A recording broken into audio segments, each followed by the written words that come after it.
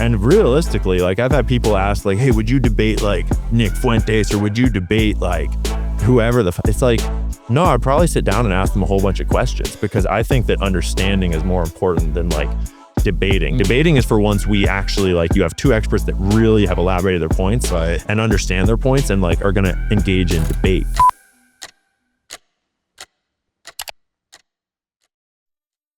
All right, guys, Ian Carroll here, fresh off of Rogan. A lot of interesting feedback on my one. Yeah, dude, it was a firestorm. It was fun. I'm really proud of how it went. I thought it was a really great conversation, ton of fun. Were you shocked with some of the feedback? No, not in the least. I was not shocked about like the Israel pushback, even though that was not even like, that was only like maybe 30 minutes of the podcast directly. I was a little taken off guard by how much like controlled opposition, like they're all in on this plan to control the media, like from sort of our side of things. But I shouldn't have been shocked by that, like obviously. Yeah.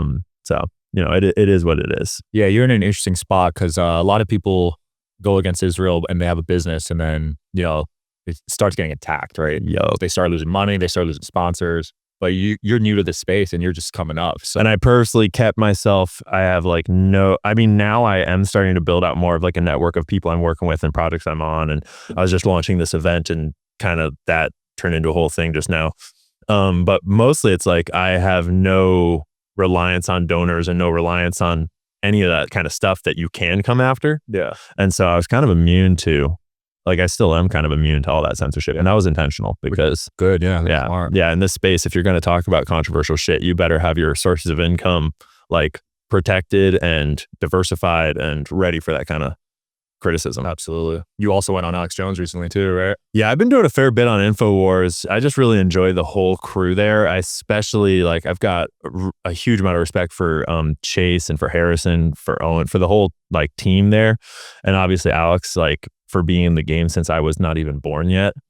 OG. Yeah. And so when he called me up, right, like everyone's been kind of talking shit about Alex for not talking about Israel, which I totally understand with the amount of heat he's got on every other aspect. And like just seeing the amount of heat I got after the Rogan podcast, it's like, I get it that he's like, there's way more things wrong in this world than just Israel. And B, like he doesn't need that heat. So when the Rogan clip came out, he immediately was like, yes, Jeffrey Epstein clearly was working with Israel in some regard. And Alex was clearly ready to go in on that. So I was like, let's go, dude. Let's fucking break this down. It's cool. It's a cool show. Yeah. And this all started from ratioing Elon Musk. More or less. Yeah. I mean, I've been talking about it since October 7th, but ratioing Elon Musk was a funny moment. And still when I look at my analytics on Twitter, it's like everything looks like really tiny because there's this one day where it just spikes insanely high. I think that was the ratio record, world record. It probably was. I mean, it's weird, but it might go down in like X history, at least for a while until the next big thing. But how many likes did that tweet get? I don't know, dude. Several million, like insane. Yeah, it was tweet reply to get several million. Yeah, and it was like a whole thread of tweet replies too. And it's just like, cause Elon was replying and then I was replying. So it was like deep in there and it just caught like fire, which says so much about how America feels and how America wants open discussion about information, not like political talking points. Well, you came with receipts. That's the difference between you and these conspiracy theorists. You have facts and data. Yeah. And I led that way intentionally from the very start on TikTok. I knew that just from kind of like thinking about how this works and how the space works, like when you're a nobody, no one gives a shit about your opinion and you're not going to grow. And so I knew that instead of focusing on me and what I think about the world, I'll just focus on information. And that's why I've always put sources in my videos. Partly because that's how you grow on social media, but also because that's how journalism works. That's how like the scientific method works, is if you don't have a source, it's just your opinion. Right. And so I'm way more fond of just showing sources and getting people talking and thinking for themselves rather than saying that because I'm not always right. I'm often not. And when I'm not, because I focus on sources, I have no problem being like, oh, I fucking misunderstood that, change my opinion, no harm, no foul. Like there's nothing wrong with that. Yeah. We need more of that in this world today. What percentage would you say you're right versus wrong so far? Oh, I don't know. I mean, that'd be an impossible thing to say. I think it's like over 90% right. Oh, like, yeah. That's how I feel about it. And I'm sure that's debatable. People would dispute that. But it's also really hard to say because I don't see the world as black and white or simple in any way. Almost none of the things I talk about are. And so in some regards, it's like hard to even judge if someone is right or wrong unless they take a really hard, clear stance on something. And I generally tend to make my stances more of like like Joe. Searching for the perfect job can be overwhelming. You know it's out there, you just don't know how to find it. The good news, you don't have to do it alone. Shout out to today's sponsor, Specialized Recruiting Group. Specialized Recruiting Group is here to help. Personalized job search support tailored to your skills and needs. They connect job seekers with contract and full-time roles. The best part is that it's completely free for job seekers. Specialized Recruiting Group is ready to find the talent you need. Go to srgpros.com, see how our recruitment specialists with a deep understanding of experience and expertise you need can find the right fit for your business. After all, you deserve to see the best candidates possible, both active and passive. Visit srgpros.com today to start your job search. If you don't see the right job listed, SRG also recruits for confidential roles. Just call a local office to learn more. Take the next step in your career today at srgpros.com. Folks, and intentionally, because we don't know most of the things people pretend we know. Like, it's in percentages of certainty, and there's very few things I'm absolutely certain of. And so I don't really focus on how much I get right, how much I get wrong. I focus on, like, am I on the right path? And am I staying humble and open to criticism?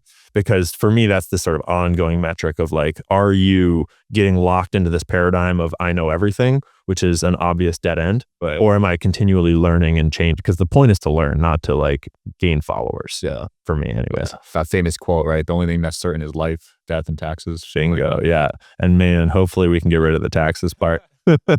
I mean, Elon's investigation into how these governments are spending the money is mind-blowing. If these are true, like, I don't know if they're true what he's tweeting, but the ones that I've looked into are, I mean, that's the other thing I try to do is, like, a lot of the stuff I got started on was there's all these conspiracy theories online, and you usually see, like, an Instagram reel with no sources. Right. So it's like, I'll just look up some of the sources. Like, can I find the information to back this up? And so a lot of the Doge stuff, I started digging through the publicly available government sources. And it's like, I mean, I found a whole bunch of shit right in line with what he's talking about. Checks out. Oh yeah, absolutely. I didn't find all the, like, transgender mice stuff and everything because there's so many receipts online already.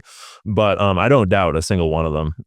But I also am kind of disheartened by the fact that, like, they uncover all this Doge shit, and then we have this vote on continuing the budget, and Massey's the only one standing on principle saying, no, fuck this budget. This budget funds all the things that you're speaking out against and trying to get rid of with Doge, and you're about to fund all of it all over again. And now Trump is coming out attacking Massey as though it's like, let's primary Massey. Like, that feels such a misstep in my mind. Damn, I didn't see that. All of Twitter this morning is just raging against Trump on it. Even Trump supporters, like, I'm really proud of the sort of Republican side of politics right now, especially on X, because they're standing on principle, at least at the moment, not on party. Yeah. And this is a clear call out. It's like, it feels like a war from Chris LaCivita. And it's just ridiculous. It's like, fuck you guys. We stand with Massey. We stand with America first. It does feel different. I feel like 16 Trump, his supporters would just support everything. Yeah. And now it feels like there's actually intellectual conversations going on. But also 16 Trump, I mean, we didn't have 4 years of him kind of failing to deliver on a lot of promises yet. And 16 Trump, I mean, like, the famous quote from the debate stage against Jeb Bush of, like, I don't want your money. I don't need your money. Right. And that's why they're all booing me right now. Yeah. And man, I wish we had that guy in office right now. And I do love a lot of the things that Trump has done. More, I love the things he said he would do. I think a lot of us are starting to get a little disappointed about how many things we're not getting done that we said we'd get done. Yeah, I thought the files would be published by now. I don't know if that's on him or whatever, but so a clip came out just yesterday from Tucker Carlson talking to Cuomo on Carlson's podcast, where they were getting into why aren't the files out yet, and Carlson said that he had inside information on someone in Congress that had pressured, these people not to release files. And then Chris Cuomo was like, why don't you expose them? You know who they are. Like, say their names. Yeah. It's like, yeah, it's Tom Cotton. And so that is just one great example of how inside of Congress, there are forces working against, even if Cash and Pam Bondi actually want the files released, which I'm not convinced they do at this point, especially Pam. There's strong forces inside pushing against them. And it's important to remember that we don't know if that's because they're blackmailed or if that's because they're trying to use the blackmail on the people that are blackmailed, and there's more complicated plans going on here. I understand that there's complexities here and that there's certain amount of transparency that might actually be harmful to national security. Yeah. But at the same time, like, don't promise things you can't deliver on. And what we're seeing, regardless of how they're playing it, it's clearly not America first. Yeah. So how is Tom so influential that one person can be that? that's a good question. He's on one of the important committees in Congress that I forget exactly which one it is, whether it's the House Intelligence Committee or what it is, but he's on one of those committees, and that's how Congress kind of gets stratified, where not every congressperson is made equal, and some of them have way outsized amounts of power and influence, because it's not just having a seat, it's having the right seats within those seats, like as in all those different committees, but then it's also having all of the political capital, all of the wheeling and dealing capital.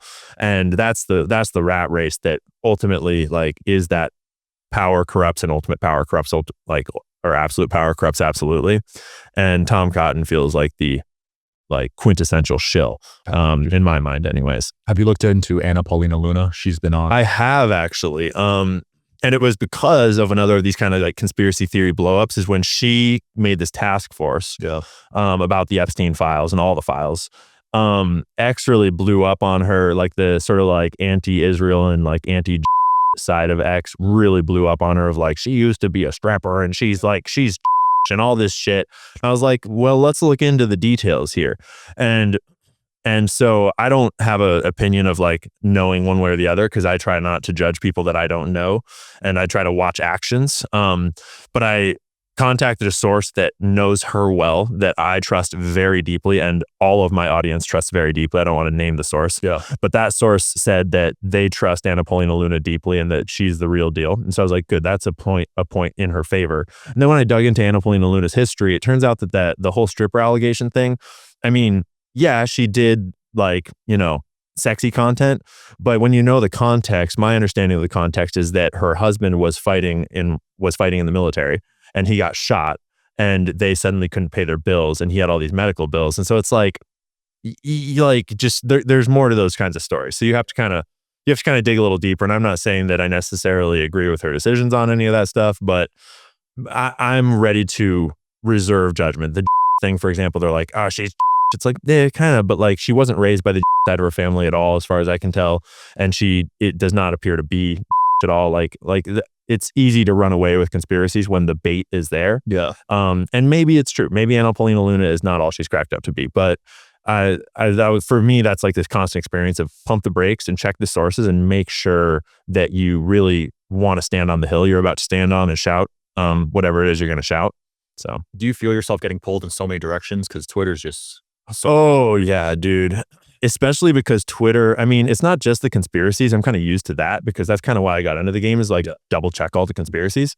But on X, it's like news and information flows so fast that it's really easy to get caught up in that time warp of get out there first and get the like, and get the views.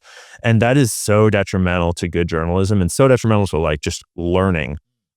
Because if you're going to learn something, you need to spend more than 3 hours on it. And you can't if you're going to follow the X news cycle. Right. And so I have, partly like I'm so new, I have, you know, years worth of catching up to do to understand this world, that I really try to like stay out of that rapid fire cycle and like do a project learning about this CIA operation, do a project learning about the history of that president. So that way, because history is not what we were told. And if you don't understand history the real way it played out, you don't understand today. So I try to stay focused on like, yeah, keep your eyes on that news cycle, but really like make sure you're doing projects, make sure you're spending the time to actually learn the real depth of what's going on, and don't just get caught up in views and clicks and smart. Yeah, exactly. The weaponization of government agencies was a big selling point this election. Did you look into that? Yeah, I mean, that sort of accidentally became my whole shtick in some ways. Like the way that Elon and Doge are, and the current administration are taking it, is like only one angle of it, as in they're going after wasted money through these corrupt programs, which is huge. But it's part of this whole picture that is sort of the intelligence agency, like the deep state, like blob that's been hiding behind the show that is Congress and like American politics. Right. And I thought I was going to be starting my channel to like talk about financial crimes, like the GameStop world, all these things. But in researching how like our government works, how money works and everything, I just realized that blob, that intelligence agency, organized crime network, deep state, that is so important to understanding how the world works, that I just naturally, that's what I kind of always have been reporting on. And that it's all tied together because USAID is just a bunch of shell companies for laundering money into like either black budget programs or corporate programs or like just straight up fraudulent programs to enrich wealthy people. Yeah. So it's a huge piece of that same puzzle that is this bigger kind of deep state issue that we have all around the world right now. Dude, it's really fascinating because I've had mafia guys on the podcast. Yeah. They say the government is a criminal organization. 100%. I mean, one of the biggest like red pills for me was just learning the history of intelligence agencies and how right from the very founding of the CIA, before we even founded the CIA, we were already in bed with the mob and the mafia during World War II. And right from the beginning, the whole point of intelligence agencies really, not stated, but realistically, it was to access organized crime as a conduit for government operations. Wow. And really intelligence agencies function in order to set up those sort of like obscure shell companies and corporate networks that allow you to access corporate and criminal networks so that you can do things you're not supposed to be doing. Because if you're allowed to be doing it, you would just send the military or send like a government asset or send a diplomat, whatever, right? The whole point of covert operations is that if your operation gets found out, it doesn't trace back to your government. Yeah. And that's always been the point. And they've always done that through these networks of like weird NGOs and weird shell companies. And when you learn about the history of the CIA and all other intelligence agencies too, you learn that, oh, there's so much precedent for this. Like their entire history is the same pattern. So we shouldn't be surprised when we discover it now. We should be expecting it. That's so interesting. So from inception, they had this kind of planned out. I was under the assumption they kind of got hijacked. No, yeah, a lot of people are. So the brief version is that Truman, the president that signed the CIA into reality, right after World War II, he wanted it to be like a newspaper. He wanted it to be like just my information briefing. But the founder of the CIA, Alan Dulles, and all the people around him, they thought that intelligence gathering was like peasant work, and they thought it was retarded. And they were just utilizing that to get Truman on the hook because they wanted covert operations because they were all corporate lawyers. And really what founding the CIA was corporations being like, fuck yeah, we can get the government to sanction violence on our behalf. Yeah. And so one of the first operations we did that's really famous is we overthrew the government of Guatemala on behalf of United Fruit because Guatemala was fucking with United Fruit's land over there. And the Alan Dulles, who's like the godfather of the CIA, he was a lawyer for this law firm that represented that fruit company. And so it's right from the start, it's been the CIA acting on behalf of their corporate interests, on behalf of organized crime interests, on behalf of the people that are at the top of their networks, whatever their personal interests are. It's been a real shit show right from the start. And Guatemala is just one of numerous examples. Like we bought the government of Italy right after World War II by just passing bags of cash to the mafia because we were afraid that communists would take over. Right? Like we bought the government of Japan out all throughout the 50s, more or less, 50s and 60s. And it's just a pattern that repeats over and over and over. Those are the black budgets you're referencing, right? Exactly. And the problem is that early on, so Truman signs the CIA into law, and the CIA always had funding problems. First, because no one really knew their authority or what their mission was because it wasn't what they were saying it was.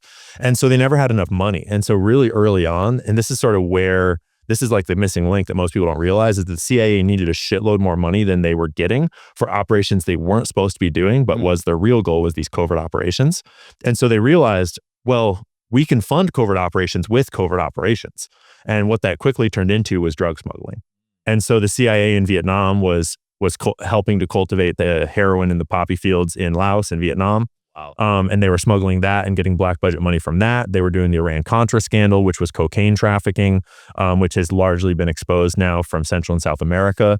And it's not really been fully exposed yet, but Afghanistan was the exact same operation where we go in and like the Taliban comes in and takes over Afghanistan and they outlaw opium cultivation and they burn all the fields down and they destroy 90 to 95% of opium production in Afghanistan. And at the time, Afghanistan was the world's top opiate producer. Yeah. And so that's like big pharma hates that. The drug smugglers hate that. The CIA hates that. And all of a sudden we go to war in Afghanistan and then we have U.S. Special Forces guarding the poppy fields. And on the Joe Rogan show, he actually showed the clip of, man, I forget the reporter's name, fucking total clown, going and interviewing a Marine about like, so how does it feel to be guarding opium fields? This is like, we have to do this out of respect for their culture because It's like the most ridiculous interview ever because it was right in front of all of our faces. And right then the opioid epidemic kicked off. Wow. And totally annihilated my whole generation. Like our generation is full of people that we lost to heroin. Right? Yeah. And that was through legal opioid prescriptions as well as illegal heroin. And when you do the math, like more than 95% of the world's heroin supply and opiate supply is coming from Afghanistan, from those poppy fields. So that just implies mathematically that both the illegal heroin supplies and the legal opioid supplies are all coming from those same suppliers. So like, how separate are they really? It's the same pattern over and over and over, is sell drugs and traffic humans and traffic guns and do all these things in the shadows that you can kind of explain is for like national interest, but needs to be kind of black operations.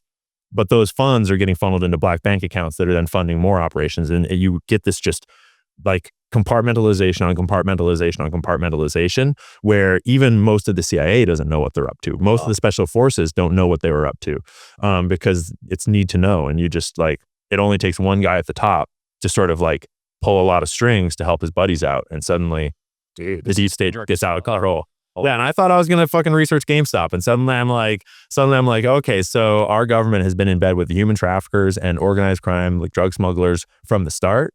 Like there's a whole set of files and reports on the one in Vietnam where we were smuggling heroin for the first time, kind of realizing how lucrative that could be. Yeah. And George H.W. Bush, Bush's dad, he was one of the primary culprits in that whole organization. That's the time when he said he wasn't involved in the CIA, but he was. They were not just smuggling heroin out of Laos to sell around the world. The allegations in the official FBI documents that I see and I have are literally that they were selling them to the American soldiers in Vietnam in order to make money. And that's why so many Vietnam veterans came home addicted to heroin, is because we were the supply and we were making money off. Right. And that's one that like they were pretty slick about that. So it didn't really come out in the same way that Iran-Contra came out, because the guy in charge of Iran-Contra was a giant retard. Yeah. But yeah, those guys pretty much got away with that whole operation. And now most of them are dead. This is crazy. I mean, Elon literally said on Rogan, if he exposes some of this stuff, like 100%. Yeah. I mean, I'm comparing right now, after what happened to Jamie White, it's like rest in peace. And I don't think that was necessarily intentional, but rest in peace to him. And like such a tragedy for the whole InfoWars crew. And if anyone doesn't know, it's that this writer for InfoWars was murdered 2 nights ago. And we don't have any answers yet. We don't know what the story is. He was on a list, the enemies of Ukraine, like list, whatever it is. Are you on the list? I don't know. If I'm not, I'll probably get there soon. Gee. I'm on the ADL's list now. So, it's just, one list at a time. You can only get so many awards in 1 week. So did you win anti-Semite of the year yet?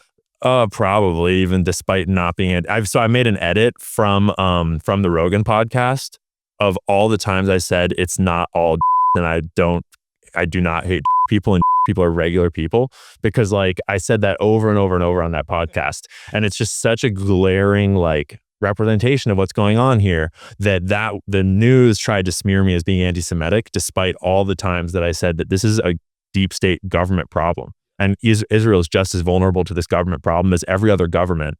And it's very telling that when you try to criticize that corrupt government concept, you get smeared as an anti-Semite instead of addressing the problem. Yeah. So I think people are catching on. You're seeing it with the decline of Daily Wire. 100%. Dude, the Daily Wire is in big trouble. And I have a lot of sources in the Daily Wire at this point, and even around the Daily Wire, people that have left the Daily Wire, like people in my Instagram account, like when I did the reporting on, I think it was Brett Cooper. Yeah. So Candace Owens, when she got kicked out, I reported a little bit on that and I got a few sources in there. And then when Brett Cooper started to get pushed out, I kind of got the scoop on like what was really going on there. And in my Instagram comments about Brett Cooper, I had ex-Daily Wire employees being like, hey, I'll tell you more. I hate the Daily Wire and I didn't take the money or sign the NDAs. And so it's like the Daily Wire is like a fucking colander. There is more holes in that ship than I've ever seen. And actually there is a story that's going to break before too long about them, because it's just like, I mean, everyone in the Daily Wire kind of knows there's something wrong, and people all around the Daily Wire know there's something wrong. And Jeremy's on a bit of a... He's been commenting on my Jake Shields clips. Yeah, Jeremy's having a public meltdown, and it's not because of Israel. It's because of other things. Really? There's trouble in paradise there. Wow. Jeremy is... he always had dreams, and this is public. You can just look up like his history and look up like articles about him. Is like his dream was to be in LA and to make it in movies and to make it in film. And so the Daily Wire was his like big break. Yeah. And I don't know the story of what money started the Daily Wire and how he got that break or anything like that. And I'm not speculating on that. But once he made it with the Daily Wire, he immediately tried to turn it into a Hollywood film studio. And the difference between running a podcast and making a blockbuster movie is like the difference between like farming on Earth and flying to Pluto to like terraform it. Right. And so he's trying to do this multiple gigantic budget films that they don't have the money for, and they never did.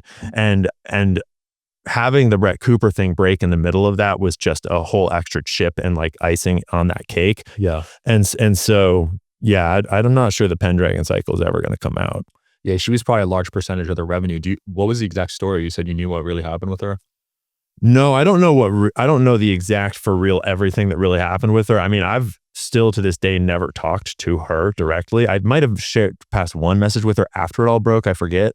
But I have a lot of sources all around and inside the Daily Wire. And like the story that eventually came out is basically the story. Like, and anything, just like the stuff about Reagan taking over and them kind of like training Reagan to take over, them trying to take her TikTok. I mean, what's in the public square is basically the whole story, and everything that's not in the public square that I know I don't want to share because I want to respect Brett's privacy, and it's not my job to share anymore. I just didn't want them to get away with litigating her in secret court and having her under NDAs and trying to keep her silent while they took everything that she had built for them. That was just atrocious what they tried to do to her. And now what they're doing more, it's more will come out, and it's not my place to break more about Brett specifically. But there is a story that I've heard the rumblings of that will be breaking before long. I think it's already kind of broken. So wow, stay tuned for that. Yeah, because I didn't believe what Daily Wire was saying personally. No. And it was interesting too, is I wasn't paying attention back when Crowder kind of had his spat with them. But once you go back and look at what Crowder said about their contracts and you look at what they did to Brett Cooper, it's like a 1-to-1 match. Wow. Jeremy was on record like back then saying like they have to wage slave and work their way up and earn their place. And it's like, bitch, Brett Cooper is your place. Like you already kicked out Candace Owens. Now you're kicked out Brett Cooper in the worst possible ways imaginable. I can only imagine what Matt Walsh is feeling right now, especially when you look at the kind of things he's posting online versus the kind of things that his overlords post online. And without them, they are nothing. Like the Daily Wire is just jettisoning all their top talent because they think they're invincible. And that's like, you can't replace Brett Cooper's show with a different person. That's not how media works, right? Like you can't replace me with a different person. You can't replace you with a different person. That's the way this whole industry operates on relationships.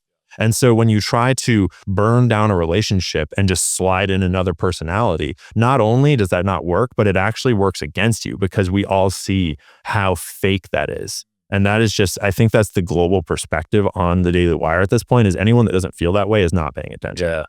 Wow. So Crowder might get vindicated on this. Yeah. I mean, he sure feels vindicated to me. And I don't agree with all of Crowder's shit by any means. I don't know all the drama around him, but super canceled a few years ago. Yeah, for real. I mean, he was instrumental in me kind of waking up and red pilling. I don't watch much of his stuff anymore, but at the first it was the 2020 election and I was watching their coverage of the 2020 election. Debates back in the day. Yeah. I mean, and you know, that's the thing that I love about this industry is that love people or hate them. It's like some people just are smart and are good at arguing their points. And even if I ultimately disagree, I still like love that spirit of America of just debate and just like, you know, the best idea should win, not the biggest checkbook. Yeah. Are you going to start getting into debates? No, I really don't think so. And I've had like Piers Morgan invited me on to his show to debate Rabbi Shmuley after the Rogan episode. And it's like, bro, how long is this grift going to go? Like, why would you be propping up Rabbi Shmuley as a representative of Israel or Judaism or whatever the fuck that represents? That's a horrible representation. They don't even like him, right? No, I mean, like, who would like Rabbi Shmuley? If I was, I would definitely not, and I'm not, but like, I wouldn't want Rabbi Shmuley representing my perspective. That is like a horrible grift. And so like the thing about debates is that experts should be debating. And I'm an expert on very, very few things. And realistically, like I've had people ask like, hey, would you debate like Nick Fuentes or would you debate like whoever it's like, no, I'd probably sit down and ask them a whole bunch of questions because I think that understanding is more important than like debating. Debating is for once we actually like, you have two experts that really have elaborated their points and understand their points and like are going to engage in debate. Whereas 99% of people that are talking about debates online, they should be trying to understand the other side because they don't. And until you understand all sides of an argument, you're not qualified to debate. I don't view pure show as a debate. I see it as not one bit. It's entertainment and clicks and views. And that's why he keeps on trying to push Rabbi Shmuley around. Like, it'd be way more productive to have someone competent and intelligent on there to represent the Israeli viewpoint, to actually have a conversation. Yeah. Right. Rogan's held some good debates. I like the Flint Dibble one with Graham Hancock. Yeah. I mean, it was a good debate, but I couldn't watch the whole thing because Flint Dibble was just so cringy and so controlled that it was just like, this is not real, dude. Yeah. And also the other thing is that in a debate format, especially these days, evidence is so important. And misrepresentation and misinformation about evidence is rampant like wildfire. And so if I were to debate someone like Flint Dibble, what would need to happen is I would need to be like, tell me your sources for your claims. Show me all your sources and I'll go research them for a week, because you have to research, like you have to understand sources. You have to actually like dig into the information. You can't just claim something and not have anything to back it up. And if someone makes a claim, you can't, unless you already are familiar with that exact source, which maybe you are. That's why you should be an expert to debate things. Otherwise, you need to go look it up. You need to read it. Otherwise, how are you going to debate that source? Yeah, because a lot of these debates, they link an article they found on Google as a source. Bingo. And maybe the article is legit. Maybe it is. But maybe it's paid for by the person that you're promoting. Maybe it's actually just total bullshit and there's no truth to it at all.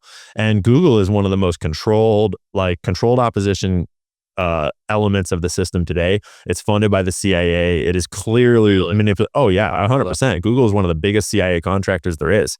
We think of them as just a humble little search engine, but Google is deeply tied into the intelligence state, deeply tied into the Israeli question, like deeply tied into all of these power systems in the world. And that's how they became so powerful. Yeah. I mean, like our technology infrastructure is not an accident. It was grown out of money by money. From Google to Apple to Microsoft is a great example with Bill Gates. Holy shit, that dude. Straight up to our social media too. So the CIA has a lot more power than people think. Yeah, and I mean, to be clear, I use the CIA as kind of the catch-all term for all intelligence agencies, because for the average person, they don't know like all the other names of like all 35, whatever. I don't even know how many intelligence agencies we have, and I bet we have ones we aren't told about. I don't know, but I just say the CIA is in our intelligence state, whether it's NSA or DOD or CIA or whatever it is. And a lot of it is CIA, a lot of it is FBI, you know. And a lot of it, I think that they wouldn't even be able to identify exactly who is who, because that's the whole point, is that it's very gray area so that it can kind of get covered up and swept under the rug. I mean, a lot of it is done by non-government organizations like USAID, this whole USAID scandal, specifically so that when something gets found out, it's like, oh, that was just some private company making decisions on their own. Like we didn't, it's like, oh, Facebook was censoring you, until Facebook shows the records that show that actually the government was pressuring us, which should not exempt Facebook from liability for censoring Americans over facts. Right. But it certainly also passes blame on to the government that pressured them to do so. So crazy. I remember when deep state was a conspiracy theory. I know, right? And 5 years ago. The term deep state is almost a little tired because it was so conspiratorial for so long, but it's a really like effective term for it. Deep politics, deep state, the unelected government, whatever you want to call it. I think now every American left and right has had enough examples of that affecting their side and their issues that I hope that Americans en masse are waking up to the fact that it's not lefts versus rights. Like that's two wings of the same bird, and both are manipulated. And there's this growing center mass of center left and center right libertarians and rational liberals that all understand that, like, yeah, we disagree on policies, but we are all on the exact same team of we're all on the bottom and outside of this club, you know, trying to free our country from these monetary influences. And our enemy is these people on top. Like, and I'm not saying our enemy is rich people. Like, we need rich people on our team. Our enemy is corrupt people, right? People that are getting rich and fat on this corrupt deep state system. Yeah. That is what we need to take on. So I wonder if there's a fix for this, because I'd imagine if it's happening here, it's happening almost every government, right? Absolutely. And that was the point I was trying to make on Rogan, is that like Israel is just as vulnerable to this as every other country. Sudan is just as vulnerable as every other country. I mean, some countries are certainly more vulnerable, like the more impoverished, the more corrupt, the more histories of power struggles. certainly you're more vulnerable to it, but like we don't live in a nationalist world anymore. Like the moment that you had steam engines and ships sailing across the world, we were globalized, and that's been going on for hundreds of years. And at this point, this whole oligarchical class of billionaires, of corporate executives, of intelligence operatives, all of those things are operating on a international scale. They are not tied to any one nation. And I think that's why there's so much pushback against nationalism, and they try to smear nationalism as like, oh, so you're a Nazi? It's like, no, that is a completely different thing. Nationalism is pride in America in this sense, or if you were French, it'd be pride in France. And there's nothing wrong with that, because if you don't have nationalism, you have one homogenous soup of people that have no cultural differences, that have no, like, diversity is only our strength if we keep it diverse. Right. And you only keep it diverse if you keep that culture to being that culture and that culture being that culture. And like, yeah, we should mingle and we should be friends, but we want British nationalism. We want American nationalism. We want like Lebanese nationalism. And as long as it's not violent, and sometimes it super is, but as long as it's not violent, and as long as it's not, harming others, it's like the golden rule applies to individuals and the golden rule applies to nations. And hopefully we are starting to wake up to the fact that like, we just need to be calling out the violence. We need to be calling out the extremists, because often we're learning those extremists are actually fucking plants put there by the deep state. Like often, whether it's a political protest that there's feds inside of trying to instigate violence to discredit that movement, get people arrested, or whether it's entire countries like Ukraine where there's an entire opposition party being funded and then they coup the country in 2014 in the Maidan Revolution, that's funded by the CIA. We funded that overthrow. Same with Bashar al-Assad in Syria right now. It's just breaking that Syria is just like totally just Muslim extremism, murdering Christians in the streets. And Candace Owens like last year said, hey, if we overthrow Bashar al-Assad, he's not great, but he's been protecting the religious diversity in this country. And if we overthrow him, we are going to see Christians massacred in the streets. And lo and behold, now we are seeing Christians massacred brutally in the streets. Holy crap. And that coup was on behalf of us and Israel, the Western nations' interests in overthrowing that strong leader that was holding that country down. And now it's back into chaos again. Wow. So all of this is just orchestrated. I mean, yeah, I don't mean to imply that there's like 6 shadowy dudes around a table with the Illuminati sign in the center. That is not at all what I'm implying, but it is orchestrated in the sense that like, imagine all the giant piles of money that these various groups and people have. Like Bill Gates has his pile of money, the World Economic Forum and their friends have their piles of money, BlackRock has their pile of money, all these different people, and there's governments involved in that too. And all those piles of money represent massive amounts of leverage and influence. And most of them tend to align on most things. Like most of them do not want a strong, educated, intelligent American populace, right? Because it doesn't benefit any of them. Most of them do not want healthy young Americans that are fit and capable and having strong marriages and strong families, because that doesn't benefit any of them. It's like, so on a lot of these issues that feel like some grand conspiracy, you don't need a grand conspiracy because incentives are all aligned. Every one of them makes money if we're all fat and sick and depressed, whether it's because they're selling us drugs or it's because they're selling us advertising or it's because they just need us to stay the fuck out of their political process so they can run their show the way they want. That makes sense. Yeah. So it's just interest alignment. Like the world is 8 billion people. So there's 8 billion different people at the table that are influencing the world. But most of us are just regular people that only have one person's worth of influence. And then you get the Bill Gateses of this world that represent like billions of dollars worth of interest, who's like, I'm going to vaccinate all of Africa with these experimental drugs that just so happen to sterilize millions of people against their consent. Or I'm going to test out remdesivir in Africa, and it killed remdesivir, the COVID drug that he pushed on us. It killed more than 50% of the people in this trials. Holy crap. It's crazy, dude. The story of remdesivir's trials in 2019, I'm pretty sure it was, maybe 2018. It's crazy what happened in the remdesivir trials in Africa. And I'm pretty sure they were testing it on Ebola, trying to see if it would help for Ebola. Yeah. And it was so bad that they had to shut the trials down after a couple months because it was just clearly killing people. And then it became our wonder drug for COVID because they could make a shitload of money off of it. And because it was a treatment after you're so sick you're in the hospital rather than a preventative that would stop them from having their emergency use authorization.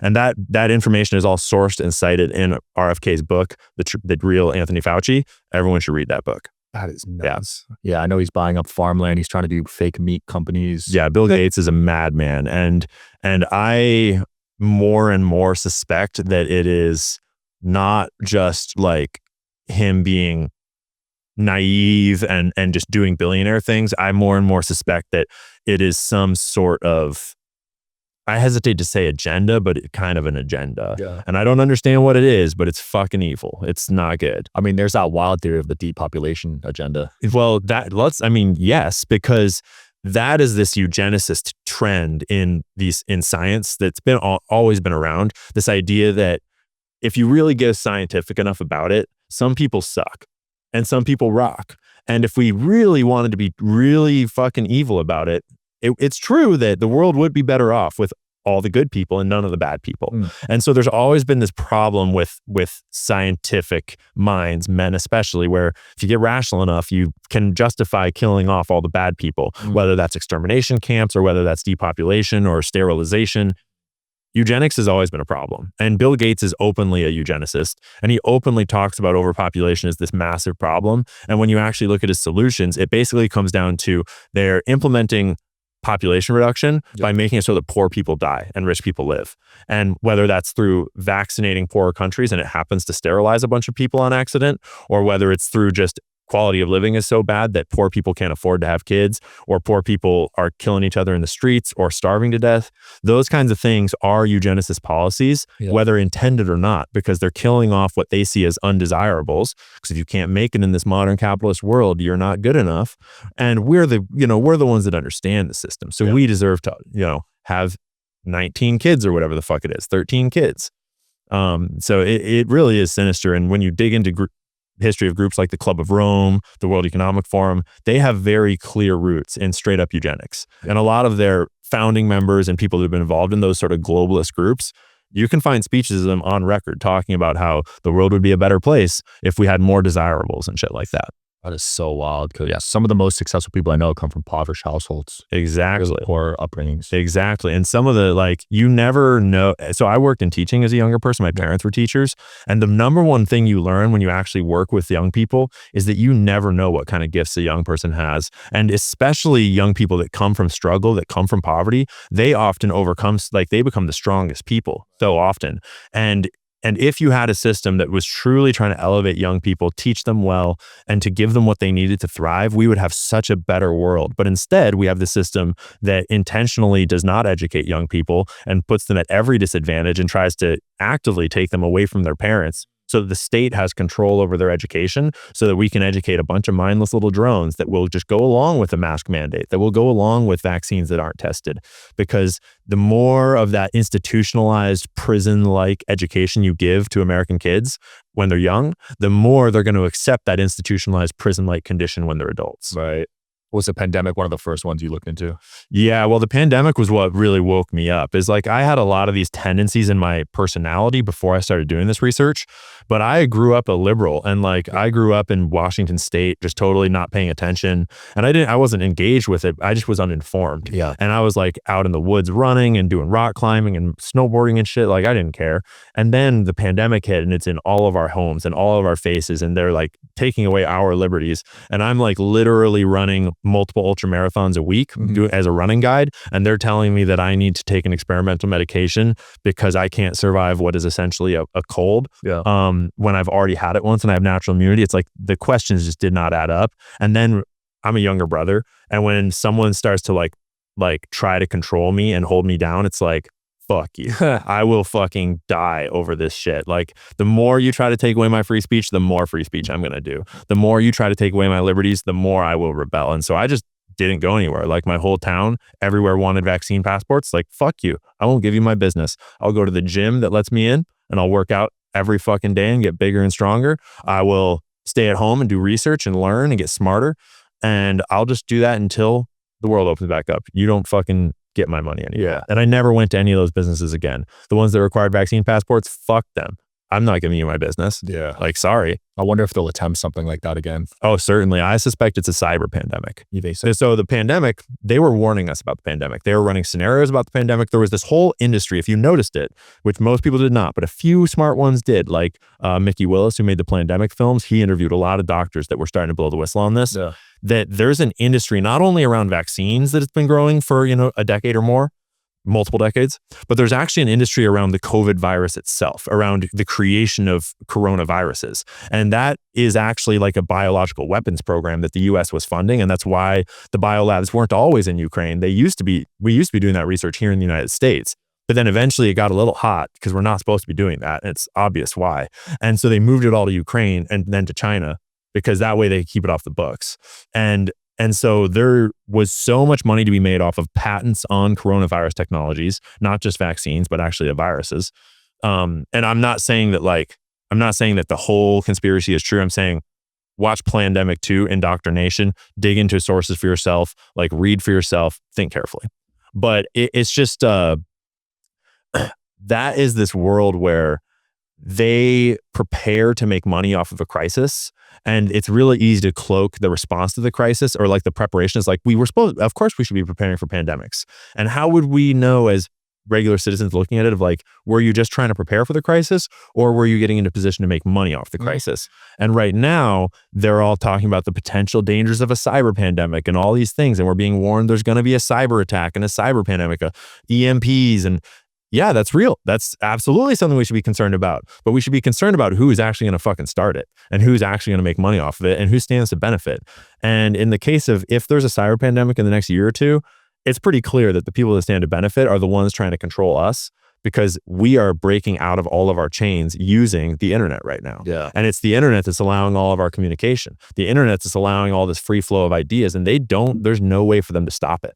Like the way that just my platform has worked, like I'm a regular dude that just wanted to get involved, and now I'm ratioing Elon Musk for Israel and like starting all these fucking controversies. Like there's no answer to that except to shut it down, and then to try to do something while it's shut down. So I'm worried, and I'm not saying I know it's going to happen. I'm just, one of the things I'm most worried about is false flag attacks on America that they blame on Iran and pull us into World War III, and cyber pandemics, cyber attacks, EMP attacks. And those could be the exact same thing. You know, if they do cyber attack us, it's very likely they'll blame it on Muslim terrorists or on Russian terrorists or whatever, just so they can start a war. Because every fucking war, they start with false flag attacks. They start with whether it's Gulf of Tonkin or 9/11. And I'm not saying that all the 9/11 conspiracies are true, but I am saying that we did not have sufficient evidence or reasoning from 9/11 to go not only to war in Afghanistan in the way we did, but especially to war in Iraq. Wow. Like the war in Iraq is the perfect example of a manufactured conflict for totally nefarious reasons that had nothing to do with 9/11. And they realized as they were starting the Iraq war, they realized that, we don't really actually have enough to link this. And then all of a sudden this anthrax scare happens, because they were trying to say like they have weapons of mass destruction, they have biological weapons. And then suddenly anthrax gets mailed out to all the people in Congress, and not all, but like a bunch of these guys in Congress that are against the Iraq war. They all get all these anthrax letters, and a couple of them get sick. I think one or two of them died. And then a couple fake anthrax letters go out to people that are in support of the Iraq war. And then when they actually tested that anthrax is such a specific biological agent that it only is manufactured in a few places in the world. And the spores in those anthrax letters came from a CIA lab. And we didn't know that at the time, but it took a little bit of time for them to do that analysis and realize that there's literally only one lab in the world that can make this type of anthrax, and it is a CIA lab. Damn. And that was 100% a deep state operation intended to be like, look, Saddam is sending anthrax to us. He's trying to kill us, and to stoke all this fear so they could convince Colin Powell to go out and toe the line, so that Condoleezza Rice could go out and toe the line and say, we need to get those fucking Iraqis, when they had nothing to do with it. Jeez. And Iraq has been in turmoil ever since. Like, we do this over and over in the Middle East. You messed up a whole country for our well, for Israel's gain too. Because there was a report called the Clean Break Report written by a whole bunch of neocons and Zionists years before, even before 9/11. And they were saying that we need, in order to reshape the Middle East in the interest of Israel, we need to go to war with these 7 countries. And I never remember the whole list, but it was like Iraq, Syria, Afghanistan, Iran, Somalia, I think, maybe I forget. And to this day, we have gone to war with basically every single one of them. Wow. And it was one after the other, after the other, after the other. And it was explicitly stated that this is the Clean Break Report was explicitly stated that this is how we need to reshape the Middle East in Israel's and America's interest in order to, basically control the geopolitical nature of the Middle East. And 9/11 just seemed to play directly into the hands of that whole neocon like agenda that was the heart of the George Bush presidency. Like, not just the Richard Pearls of this world that most people have never heard of that were kind of under the administration, but like the Dick Cheneys and Donald Rumsfelds that were right at the top of that administration. That's not to mention that George Bush is from the Skull and Bones secret society. He's the son of this long line of very sketchy motherfuckers. Like, clearly that whole presidency was a carefully orchestrated, like, not coup of the American government because we were already fucked, but it was that was not like, oh no, a terrorist attacked our buildings, now we'll respond by going to Afghanistan and Iraq. It was, we want to go to war with these guys over here. Oh look, a terrorist attacked our buildings, we're going to war over there. Right? It's so messed up because I have a lot of veterans on the show and some of them are waking up now. 100%. You're like, so tragic. They were used as pawns, basically. It's so tragic to watch because, like, respect to them for fighting for their country and for serving to protect American values. But it's so sad how many of the veterans that come home later have to realize that they were lied to and that they weren't actually protecting American values. And so I've got all the respect in the world for veterans, but man, all the condemnation I could ever level against the politicians and corrupt oligarchical class that are manipulating these conflicts for their financial gain. I always come back to the phrase, all wars are bankers' wars. And the more you learn about history, the more that is true over and over and over with every war that you could possibly research. Yeah, I've heard back in the day, certain banks would fund both sides, right? Oh, absolutely. Still to this day, we fund both sides 100%. And sometimes that's funding both sides. I mean, like, for example, all these wars against terrorists, we fucking founded those terrorists. We funded those terrorists. Like, we founded the Mujahideen, which later morphed into Al-Qaeda. The Taliban, we've been funding the Taliban. Like ISIS, we funded ISIS. All of those things, we built them up, and we built them up as, you know, rebel groups to fight against communism or rebel groups to fight against that evil guy or that evil guy. And then we fund them until it's like, oh, we need an enemy.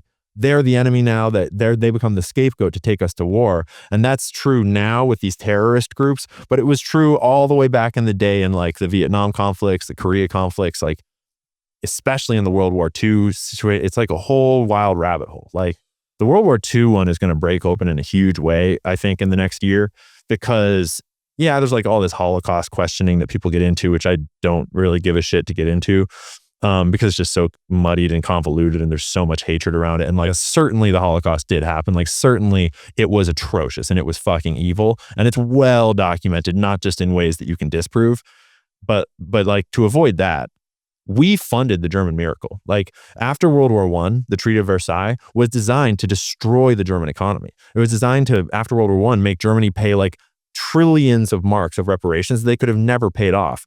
And that turned into this Weimar Republic that just cratered all of Germany and destroyed their economy.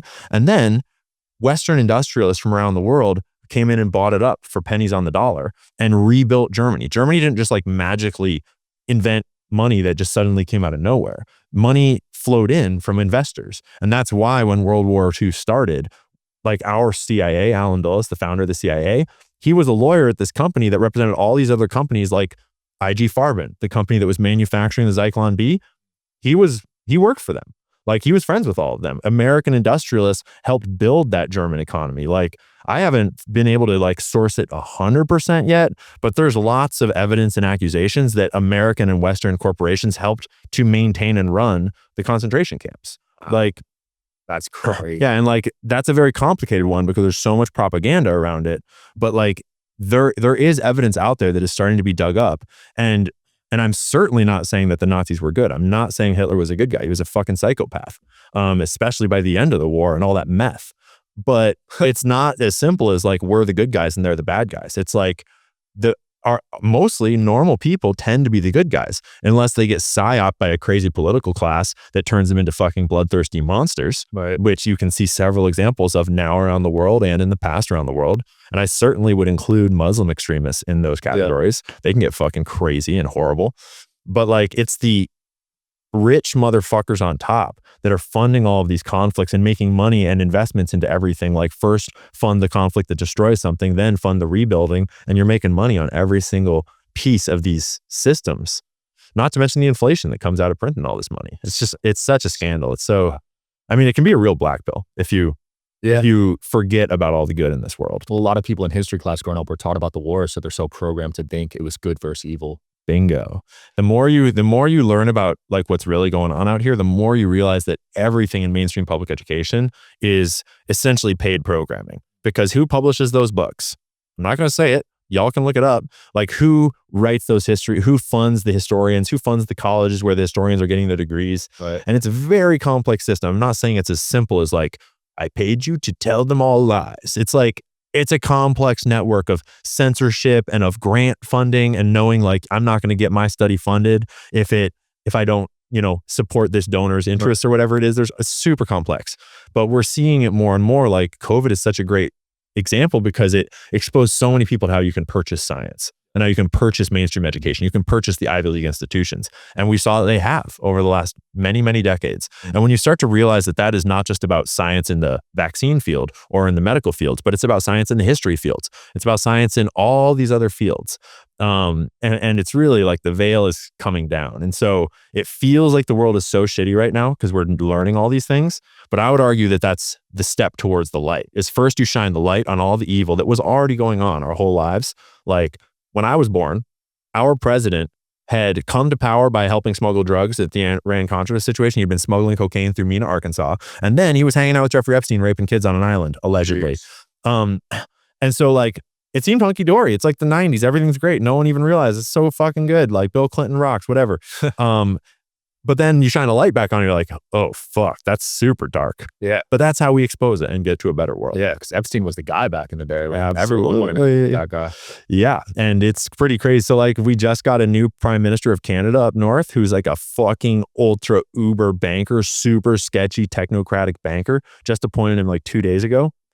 And then it comes out, there's a photo of him hanging out with Ghislaine Maxwell. Wow. It's like, God damn it, every single time. I thought Justin resigned. Is he still? Yeah, he resigned. I don't know how fucking Canadian politics work. He resigned a long time ago and it's like pending finding a suitable replacement. Okay. And so they have found a suitable replacement. And that suitable replacement just so happens to have managed the Bank of Canada, if I remember correctly, during the 2008 financial collapse, after it.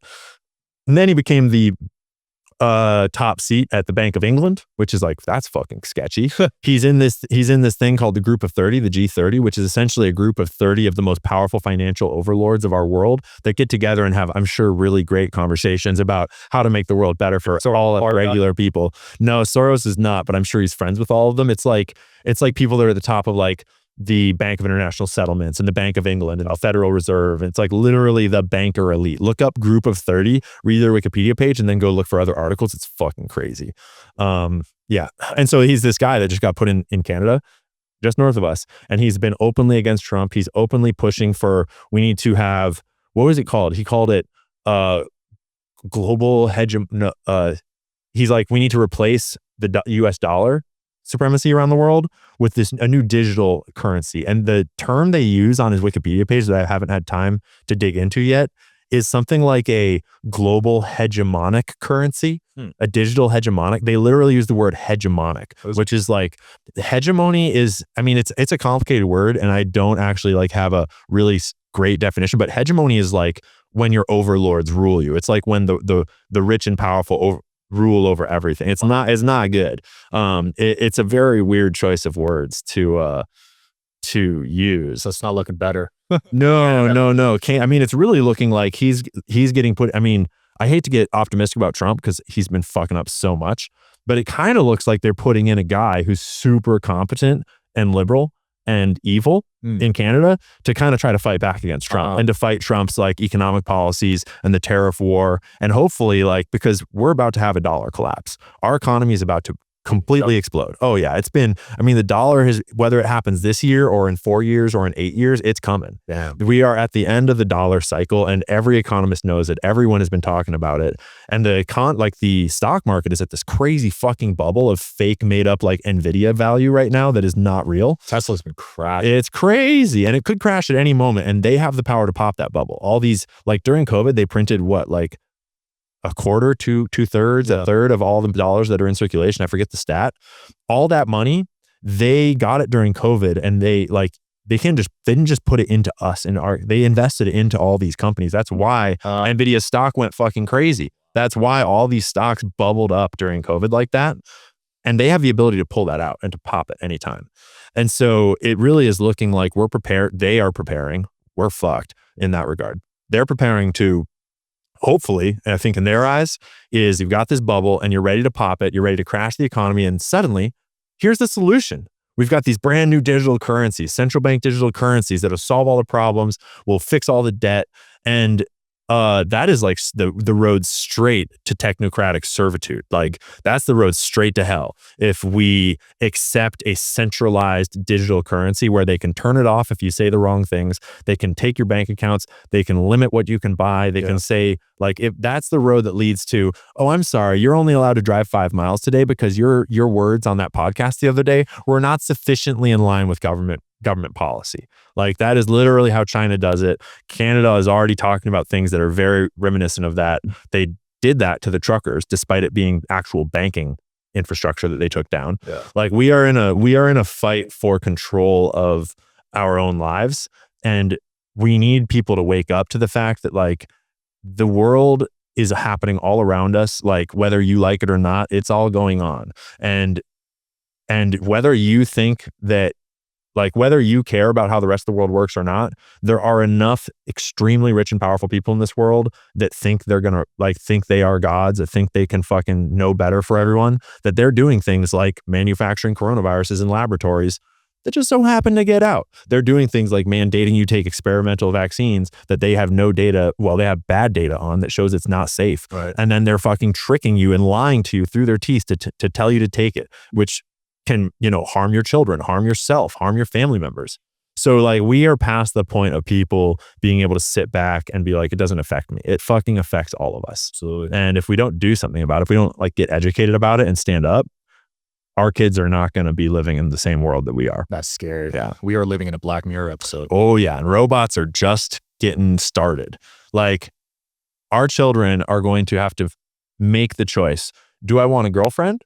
Or do I want a lifelike sex robot that can fulfill my every need and be anything I want it to be and can actually change its skin to be different looks at any time? And that choice is going to decimate young people if we don't start strengthening young people against it. If we don't start educating about religion and faith, start educating about family values, start rebuilding our culture around like just basic humanity, because you can already see how is ravaging our generations. And it's not a simple question, because like loneliness sucks and like the world is hard and people are disconnected, and a lot of these things actively prey on, whether it's like the drugs in our food that get us addicted to food, or whether it's the drugs in our screens that get us addicted to our screens. Like all of these things they're designed to make money off of us, and they're designed to exploit our weaknesses.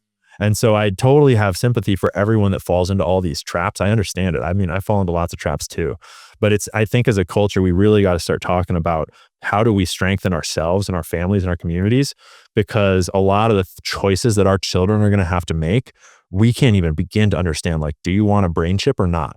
Right. How do you even approach that question? Like, yeah, the benefits are going to be amazing until you say the wrong thing and then shut you off. Yeah, fucking whatever it is. I don't know. I don't trust these self-driving cars, to be honest. Dude, I get sketched out by them. But it's a perfect example. Check this out. Self-driving cars are obviously getting to the point where, give them 10 years, they're never going to crash. They will not crash once. And it will be so easy for politicians to explain, we're outlawing humans driving cars. Because last year, in 2029, 500,000 people died from car crashes. Yeah. Every single one of those car crashes, the car was piloted by a human. Self-driving cars didn't cause a single crash. They avoided crashes. So in the interest of safety, we're going to outlaw humans driving cars. Would we accept that policy? Because obviously it's true, and we know it's going to be true, that that it would be safer if robots were driving all of our cars. But do you sacrifice sovereignty for safety? Because if you do, where does that end? Right? Because we would be safer if you stayed in that fucking bubble and got fed through a tube, and they just put you in a nice video game your whole life, and you never even opened your eyes into the real world. And suddenly you live in the Matrix because it is safer. And so it sounds retarded and it sounds dystopian, but like we are literally confronting those exact dystopian questions as we go. And I would urge every American to realize that you do not want safety over sovereignty. You do not want comfort over fulfillment. You do not want these solutions that sound so nice when they take away what it means to be a human at the most basic level. Right. Risk is a part of being a human. Yeah. Like, experiencing love and joy and passion and all these things, that's part of being human. And so like, no, I would not take a sex robot that is perfect in every way, because I want the whole human experience, not some fucking fake ass made up bullshit that can play to all of my weakest parts and basically just put me into this like infinite addiction to ease and simplicity and pleasure. So I feel like soulless. Exactly. I mean, it is. It's the definition of soulless. Did you see that movie with Megan Fox and the AI robot? No, I avoid anything that Megan Fox touches like the plague, but she's a great one to play an AI robot. I mean, did she have 3 trans kids in the movie too? Because holy shit, that's messed up. Yeah. I bet you don't watch any modern Hollywood films. I avoid most of them. I watch some of the ones that like when I watch film and TV, it's always so that I can use it as a vessel to get my mind thinking about how the world really works. So I'm not really thinking about the movie as much as I am thinking about like my own research and shit and using it as like a creative way to kind of rearrange ideas. How? So you're thinking about the programming going on in the A little bit. Yeah. That's fun. But I've rewatched the series called Blacklist like 3 times. Heard of that one. Blacklist is written and directed by a guy named Boz, who is a expert on human trafficking. He's an ex-CIA guy that goes after human trafficking. And that show is like his magnum opus of like, what if like the criminal world, like what if I told the story of the criminal world from being a guy that fights it? I was like, oh, I understand why I love this show so much. It's a fun show. It's super cool. Yeah. Ian, it's been really fun, man. I can't wait to see what you do next. Where can people find you? You find me on X at Ian Carroll Show. And I'm just launching a new website with a new partner that is going to help me actually not be like a poor, retarded solo guy. Nice. Actually professionalize. It's canceliancarroll.com. Which is very timely as I've just been canceled. And so that's where for now, there's just a couple of quick shirts and products on there, but I'll have resource and updates on canceliancarroll.com too. June 1st in Boston is your event, right? No, my event got canceled because of what I did on the Joe Rogan Experience, because of what I said. Who knows why? They started getting all kinds of threats. I put out a video about it the other day. It was a real bummer, but ultimately, like, I don't blame the family of the venue had to cancel, and I do not blame them at all. Like, totally not their responsibility to deal with hate and harassment. And so we have postponed, and we're actually like the flood of support was overwhelming. And I spent all day on the phone yesterday with people just like fighting for like, Ian, we've got a venue for you. No, we want you to do it here. No, we want you to do it here. And I've got like 3 different meetings scheduled this week, and I'm so stoked because we're going to do it even bigger and even better. And realistically, it was a huge blessing in disguise. So it's not June 1st, but the website is still up, bottomupboston.com. And we'll eventually be redirecting that to the new website when we change locations from Boston. But it's going to be sick. We're probably going to bring it to Austin, is what I'm hoping. I love it. So I'll be there, man. Thanks for hopping on. Absolutely. Good to meet you, brother. Guys. See you next time.